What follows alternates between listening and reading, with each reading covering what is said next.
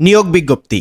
বাংলাদেশ পল্লী উন্নয়ন বোর্ড উৎপাদনমুখী কর্মসংস্থান কর্মসূচি পিইপি এর নির্বাহী কার্যালয়ে এক নিয়োগ বিজ্ঞপ্তি প্রকাশ করা হয়েছে, যেখানে বলা হয়েছে বিআরবিডি এর আওতাধীন ফরিদপুর, মাদারীপুর, রাজবাড়ী, গোপালগঞ্জ ও শরীয়তপুর জেলায় পরিচালিত উৎপাদনমুখী কর্মসংস্থান কর্মসূচি পিইপি বিআরডিবি ফরিদপুরের অধীনে নিম্নবর্ণিত পদসমূহে অস্থায়ী ভিত্তিতে সরাসরি নিয়োগের জন্য বাংলাদেশ প্রকৃত স্থায়ী নাগরিকদের নিকট হতে নিম্নোক্ত শর্ত লিখিত আবেদনপত্র আহ্বান করা যাচ্ছে।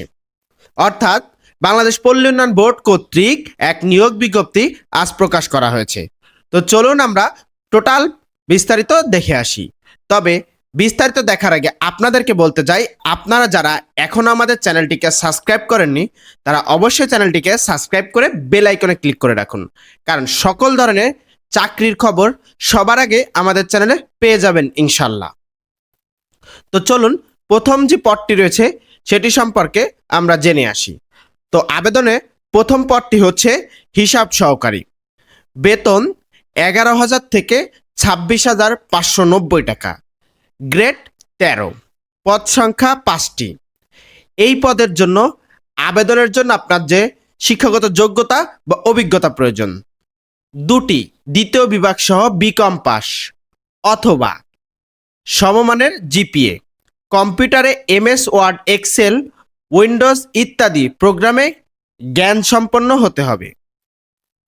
এরপরে যে পদটি রয়েছে মাঠ সংগঠক, বেতন 10,200 থেকে 24,880 টাকা, গ্রেড 14, পদের সংখ্যা 85টি, শিক্ষাগত যোগ্যতা প্রয়োজন স্নাতক ডিগ্রি।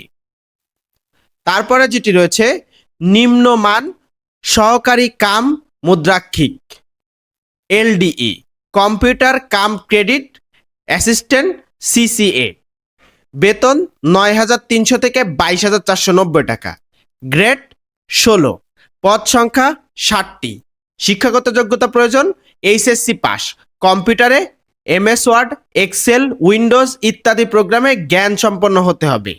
ইংরেজি এবং বাংলা যথাক্রমে 40 ও 30 শব্দ টাইপের গতি সহ এসএসসি পাস।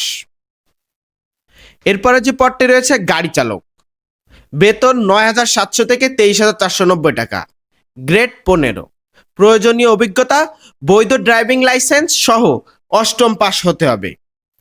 এরপরে যে পদটি রয়েছে অফিস সহায়ক, ক্যাশ গার্ড বা নাইট গার্ড, বেতন 8,050 টাকা থেকে 20,010 টাকা, গ্রেড 20, পদ সংখ্যা 10টি, শিক্ষাগত যোগ্যতা প্রয়োজন 8 পাস। এবং সর্বশেষ যে পদটি রয়েছে সেটি হলো ক্লিনার, বেতন 8,250 থেকে 20,010 টাকা, পদ সংখ্যা 1টি, শিক্ষাগত যোগ্যতা প্রয়োজন 8ম শ্রেণী পাস। এবার এখানে দেখতেই পাচ্ছেন যে এই শর্ত আবেদনের জন্য কি কি শর্ত এবং নিয়মাবলী রয়েছে। অবশ্যই আপনারা খুব সুন্দরভাবে এটিকে পড়ে নেবেন। আজকের ভিডিও এই পর্যন্ত। সবাই ভালো থাকবেন, সুস্থ থাকবেন। আসসালামু আলাইকুম।